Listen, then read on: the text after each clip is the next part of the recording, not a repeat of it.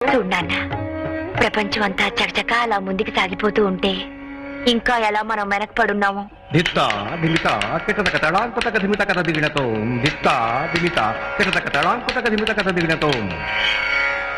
మన తోటి వాళ్ళంతా బిఏలు ఎంఏలు చదువుకుని హాయిగా జీవితం గడిపేస్తుంటే మనమేమిటక్క కూపస్తు మండుకాల్లా